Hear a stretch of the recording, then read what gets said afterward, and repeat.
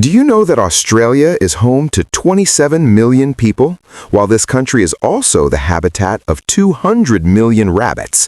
That means the rabbit population is 10 times larger than the human population. These rabbits have caused so much destruction in Australia that the government has declared them a harmful species. Where rabbits are a dangerous creature for Australia and the government has failed repeatedly to get rid of them, China has done something completely different. Over the last 30 years, China has imported more than 4 million rabbits, not for eating, but to conduct a unique experiment in the Kubuchi Desert, and the results shocked the entire world. Welcome back to URB-TV videos. Viewers, when a desert consumes green land and converts it into more desert, this process is called desertification. One of the biggest victims of this phenomenon is China's Kubuchi Desert. There was a time when the Kubuchi Desert was spreading at a rate of 500,000 acres every year, consuming fertile land at an alarming speed. China tried everything to slow down desertification. During the 1950s and 1960s, several projects were launched. Sand control stations were built, and many trees were planted across the desert. But the sea of sand was impossible to control. Then one day, a local entrepreneur named Wang Wenbiao changed everything. Wang invested his own money into a strange idea.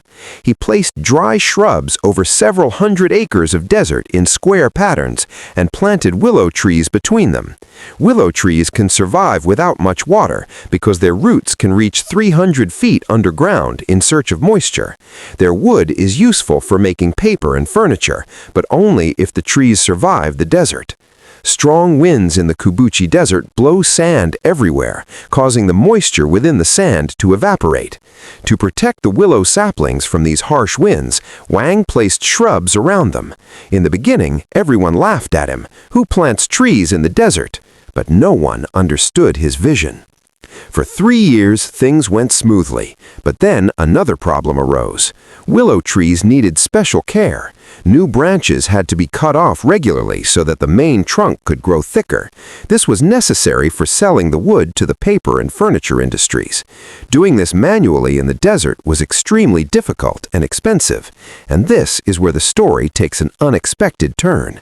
This was the point when rabbits, specifically Rex rabbits, entered the story. Rex rabbits are a special breed whose fur is extremely soft like otter fur, expensive, and used to make luxury clothing. But why bring rabbits to a desert? Because their tiny habit changed the entire ecosystem of the Kubuchi Desert. Rex rabbits love eating the new soft branches of willow trees.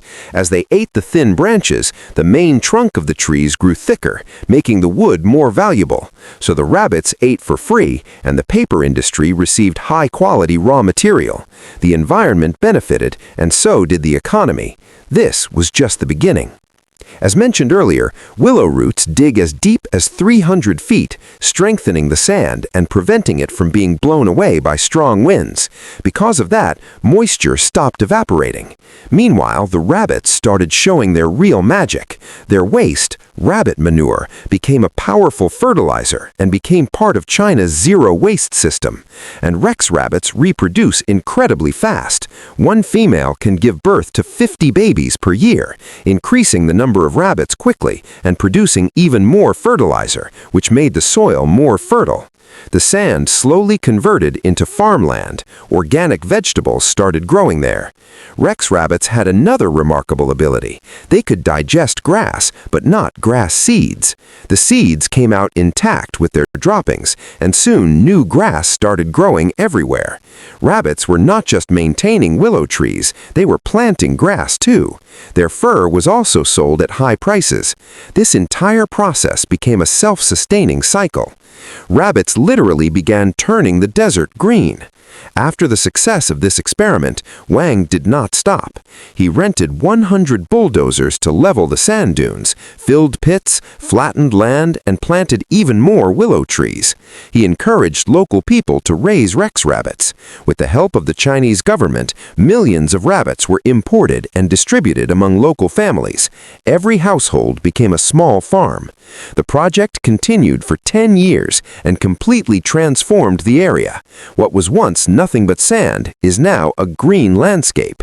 The Kubuchi Desert covers 18,600 square kilometers, and according to a UN report, 33%, about 6,250 square kilometers, has now turned green. This is the result of more than 30 years of continuous effort. Because of this transformation, the Kubuchi Desert is now known not as the Sea of Death, but as an ecological marvel. This change did not just affect the environment, it changed people's lives too. The Chinese government invested 3 billion yuan, about $400 million, to build new villages and provide jobs in the desert. Today, millions of acres of desert support livelihoods. More than 2,000 farms are operating, and 3 million Rex rabbits are sold every year. The average income of a farmer has reached about $9,600 per year. Those who once wanted to flee the desert have now become prosperous. According to one estimate, the lives of 10,000 people have been transformed. When media reporters visited in 2017, they found that the environment had improved tenfold. Trees, grass, animals, and humans were living in perfect balance.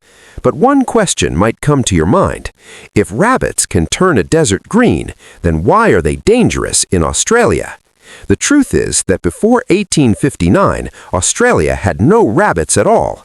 A British settler released just 24 rabbits so that their population would grow and British hunters could enjoy hunting. Within 70 years, their population exploded and became uncontrollable. In Australia, rabbits live freely in their natural habitat, but in China, they are kept in a controlled environment and used only as needed. That's why rabbits are a disaster in Australia, but a blessing in China. But the story of the Kubuchi Desert doesn't end there.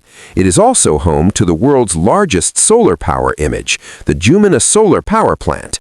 Spread over 6,000 acres and made of 5 million solar panels, it looks like a running horse when viewed from space. According to the Guinness World Records, it is the largest solar panel image in the world. By 2022, this plant has generated 2.3 billion kilowatts of energy, saved 7,600 tons of coal, and reduced carbon emissions by 1.8 million tons. But this plant doesn't just produce electricity, it also fights desertification. Under the panels, sunlight does not reach the ground, reducing evaporation. Grass is grown there, and Rex rabbits are placed to eat the grass. They eat the grass, and through their droppings plant new seeds. This not only stops desertification, but produces free energy and valuable rabbit fur.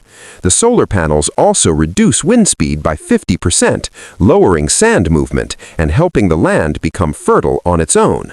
Today, in the Kubuchi Desert, sheep, goats, ducks, and rabbits live together. Grass grows beneath the solar panels, and willow forests stand nearby. No one could have imagined that the Sea of Death would one day be called the Sea of Life, all starting with the smart use of a small rabbit. Researchers around the world are now calling this model an eco-economic revolution. According to a report, 50% of the world's land is desert and 40% is affected by desertification.